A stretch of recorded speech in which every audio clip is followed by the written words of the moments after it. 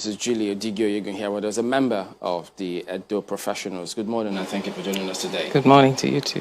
What do Edo professionals think of what's going on? Well, Governor Obaseki is an Edo professional. And for many years, well, as you probably know, he advised Oshomole for 7.5 years. But prior to that, he was a founding member of the Edo Professionals Group.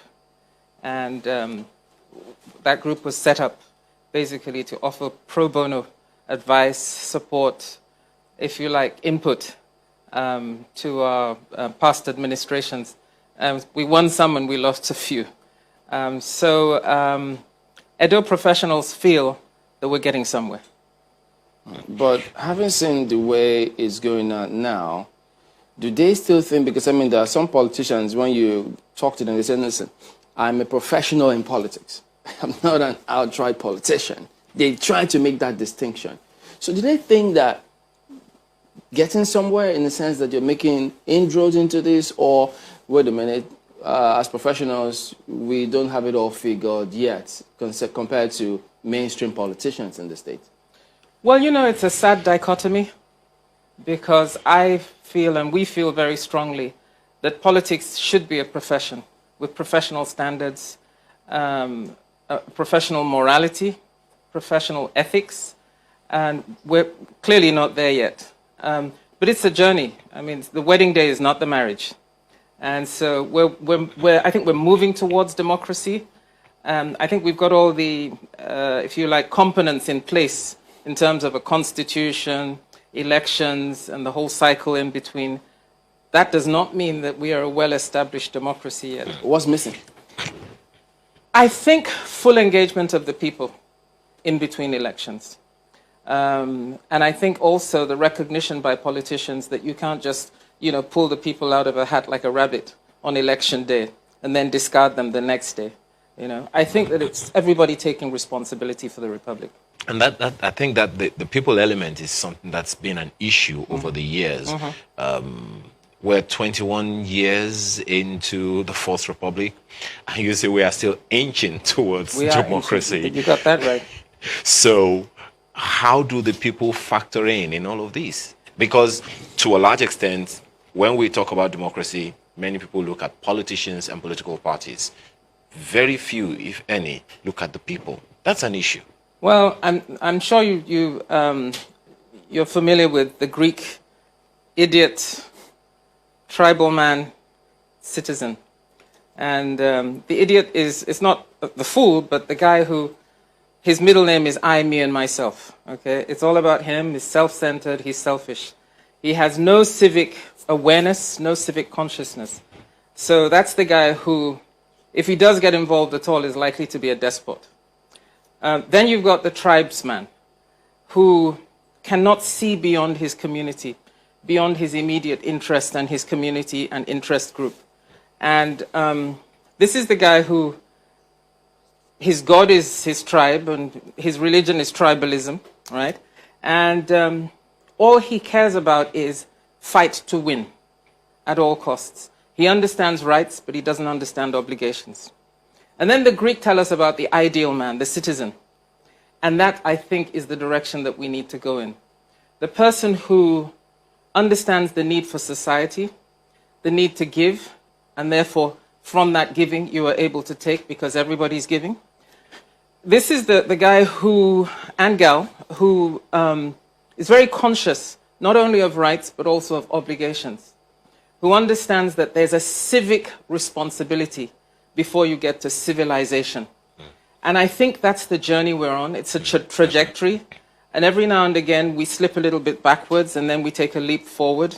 And I think what's happening in Edo State now, just to repeat what Don has been saying, is that we are in the middle of this transitional process. I'm a lawyer, so I'm not afraid of courts. So, you know, you can take to court from now till the cows come home. Hey, bring it on, you know? It's fine. And I think we need the courts to enunciate. I think we should rely on the courts to clarify, to define.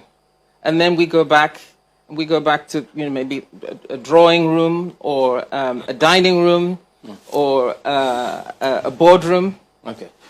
But it's a continuous process. Speaking about the courts, pardon me, there's this misconception. Well, I don't know if it's to call it a misconception, but they are of this impression that the courts seems to be playing a role in muddling the waters, because there's a judgment yesterday saying, well, yes, don't prevent, I think, the governor from participating in the primaries in the state. There's another one which they'll be hearing today in Port Harcourt saying, well, you have to restrict him because let those who have finished that process be the one to participate. And people will think, wait a minute, laymen. Actually, that's not what the ruling says, but hey. Which of them? Port Harcourt. That's not quite what it says. No, but Port Harcourt didn't stop the primaries. No. Port Harcourt is saying, look, the governor should not participate. That's what they are seeking. Not quite. That's what they're seeking. Yeah. It may not necessarily be what they're getting. No, I didn't. Okay. Okay, did it come out as if that's what they're getting? No, that's the prayer. There you go. The plaintiffs who have gone to court. All right, so we're on the same page then again. they just thought, wait a minute, don't the courts know any better? Because some of them won't even rule on this matter, on some of these matters until afterwards. Well, again, I think that what we're looking at is an evolving situation. I think that INEC will probably come up with some regulations that will clarify things for us going forward. But here's the deal here.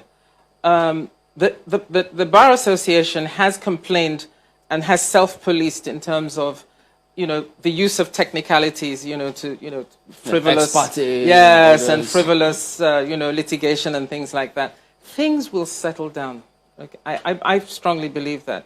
I think that courts will become more aware of where they're being used to filibuster, as it were. We're in a sausage factory and it's messy. That's the way I see this process. But it's a very necessary, a very important process.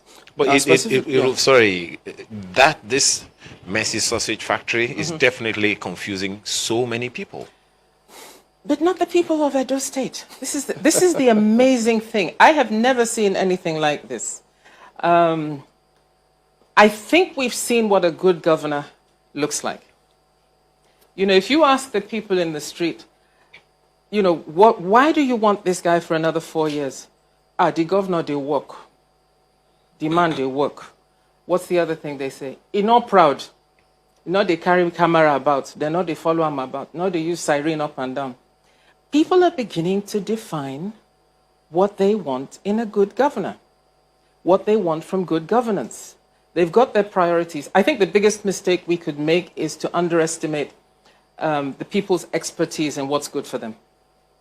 People know what's good for them. And so they do not want to leave certainty for uncertainty. So what you've got here is, look, he's not Mr. Universe, he's not Father Christmas. He's a damn good governor, and they want to keep him. What's certain, what's uncertain? Well, I think the political parties are going through a phase of maturation. You know what they say about, there's setup, and then there's breakdown, then there's, it's an iterative process. I hope that PDP can get its house in order, because, APC is entirely shambolic right now. So it's just off the charts. So I hope that PDP can get its house in order, so that the business of real governance, not just the business of partisan politics, the business of real governance can pick up steam again. Are the professionals throwing their weights behind the PDP? We're throwing our weight behind Obaseki, to be honest. If he had gone to SDP, we'd still be behind him. We want delivery, and he's given us that. And he still gives the promise of that. So that's what we want. But isn't it obvious now that it is beyond what he's given? Because right now, he's not sorted it out within the PDP yet. And those who would have thought, they thought that by now. Do you really think he would have jumped ship and gone to a sinking boat? Does he strike you as that right kind of now, we still have two candidates who are insisting, you're not just going to come in from the APC, you be the governor, the deputy from it's a negotiation. B, and then they thought that by now, he shouldn't be having problems. Is it, 3 or 4, or with some of the candidates? All of this should have been sorted by now. Well, you know what? The stakes are high, and the stakes are low. If it's about I, me, and myself, that you're a pretty low stakeholder. You are in that first Greek category of idiot, right? If it is about, can PDP join the other states and create a South-South bloc? Okay, so let's take this to a slightly higher level of analysis. This country needs restructuring. I mean, that's a given. I heard an earlier segment where some people were talking about decentralizing the safety and security apparatus. So I think what we're seeing is a devolution, not necessarily by stealth because it's pretty loud, but a devolution that is unregulated right now. It's happening organically, okay? So these parties, these politicians, there's a sifting and a shaking going on. It's very uncomfortable. But as far as the people, on the ground are concerned, we the people, ordinary guys and gals on the street, we want Obaseki. If you it's very simple. It's not complicated. Okay. Now, something you said the other time about the sad dichotomy of politics and professionalism. Exactly. Professionalism. How difficult or otherwise is it for Edo professionals to dichotomize that in this matter? Well, in government, in our current governor, we have a happy marriage of the two. An incredible professional background, who's always been politically savvy, politically aware, politically engaged, politically involved. Perhaps not at the level of party membership. I don't carry a party card, but boy, do I understand what's going on. Okay, so, and I'm very committed to what's going on in my own country, particularly in my own state, because I've always felt, and I think our conviction as a group of professionals is that if we can figure it out in the Midwest, Bendel, Edo, whatever you want to call it, we can figure it out in this triune, because you do know that we've got Edo North, Edo Central, and Edo South. And even though we're all cousins, we're all related, we all speak one root language and dialects the same, but we are different people. And we have very specific needs. We have peculiarities, okay? And yet we're making this work. I mean, people have complained that why are Izeyamu and Obaseki and Wedehama quarreling? They're all Bini boys. It's fantastic that it's not about being a Bini boy. But if he was that political savvy, Mr. Obaseki, as you say, why did he participate in the process knowing that he was not going to be favored and then got himself disqualified, kicked out of the party? I think he's someone who was very committed to APC, as it might have been. And many of us were sort of like prodding and nudging that, you know what, in December, as far back as December, which in political terms is far back, even though it's just 6 months ago, right? Shouldn't you, because you could feel the intransigence and you could feel the vendetta and basically the confusion. I mean, look at APC now. Who's the leader? I mean, well, this is politics. A lot can change in less than 24 hours. But for the process that they should be managing now, that they should have been anticipating, they needed to get their house in order. They failed woefully at that. What do you say to those who think, first of all, the governor came in with the support of the chairman of the party at the national level, former governor. They used all of those, whatever it is they used, supported him and brought him to power. Then you get into office, whatever disagreement it is, something that's being self-righteous. Because if that happened, why did you turn back and say, no, you won't do it? Well, Oshomole came from somewhere. We, the Edo professionals, actually promoted Oshomole. Oh. Yes. So, Okay. you've got to have a historical perspective on this. And he did a pretty good job. He's very smart. Oshomole is very smart. What's sad about Oshomole is that he can't rise above his Beza self. This is my own personal opinion. I don't know the man. I've met him once or twice. But it just seems to me that we've lost some genius in the way that he conducts himself. So he was introduced to the political arena by Edo professionals who felt that with his labor background, he'd be able to parley his way, to negotiate his way out of the path of godfathers and godfatherism. And we gave him 100% support in doing that. Godwin was actually the ambassador of the Edo Professionals Group, giving him full-time support, pro bono, for his economic and strategy plans. I know we need to go on this, but yes, there will be that court case that they'll hear today. The primary is scheduled for tomorrow.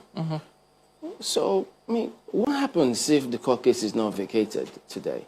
Well, you know, there's another parallel court case which has said he can participate in the primaries. So does that mean that whatever happens in Port Harcourt, the one in Benin will invalidate that? I believe so, yes. Well, because INEC is saying that they'll only obey judgments from properly constituted courts. I don't know Please what give that me a means. break. Do we have any improperly constituted courts in Nigeria? Yeah. So what do you say to people who want to get into politics to bring in fresh air? You mean professionals? Professionals, yes. Professionals, thank you. Okay. What would you say to those who want to get in but see all this murk and they're wondering, how do I step in this?